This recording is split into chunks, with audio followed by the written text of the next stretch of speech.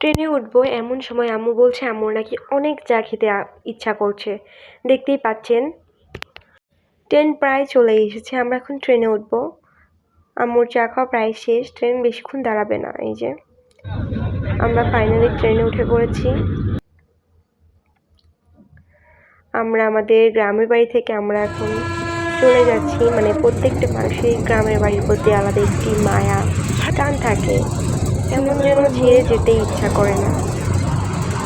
তো আমরা অনেকক্ষণ ট্রেনে থাকার পর ফাইনালি আমরা ট্রেন থেকে নেমে গেছি। দেখতে পাচ্ছেন এটা কমলাপুর রেল স্টেশন। এই যে সামনে আমি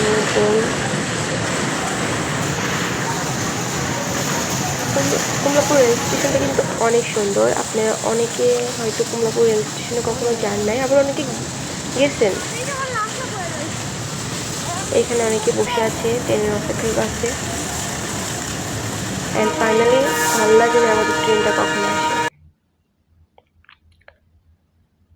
তো এখানে অনেকক্ষণ হাঁটাহাঁটি করলাম, এমনি ট্রেনের জন্য ওয়েট করতে হচ্ছিল আমাদের।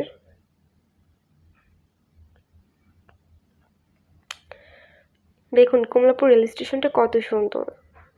আমরা এখানে একটু বসে থাকতে থাকতে ট্রেন আসছিল না, একটু ক্ষুধা লেগে গিয়েছিল, এই জন্য ভাবলাম পাশের হোটেলটাতে যাই, দেখি কিছু খাবার নিয়ে আসা যাক। তো এখানে হোটেলটাতে যাওয়ার পরে খাবারের দাম এত বেশি কি বলবো, আর খাবারের কোয়ালিটি তেমন একটা ভালো না। এই হোটেলটা আপনার কমলাপুর রেল স্টেশনের পাশেই। আপনারা যারা কমলাপুর রেল স্টেশনে গিয়েছেন তারা জানবেন। দেখুন এখানে সিঙ্গারা, ওপরে কী যেন একটা পিঠা ছিল, এটা নাকি ডিম দিয়ে। এই পিঠার দাম 40 টাকা পিস চাইছিল। আর সিঙ্গারাগুলো একদম ভালো ছিল না খেতে। তারপরে ট্রেনে মানে বিরিয়ানি অর্ডার করলাম। দেখুন ট্রেনের বিরিয়ানির অবস্থা, 150 টাকা নিয়েছে 3 পিস মাংস।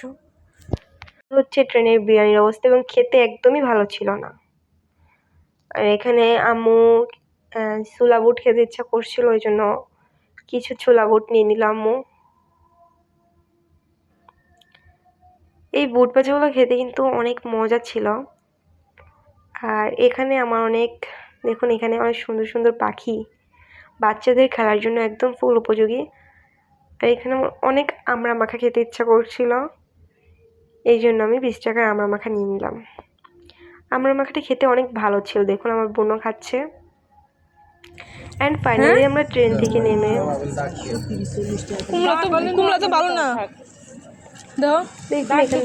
ভাবলো কিছু ফল কিনে যাবে বাসায়। বাট এখানে ফলের দামটা এত বেশি কি বলবো, আর ফলগুলো এতটা বেশিও টাটকা ছিল না।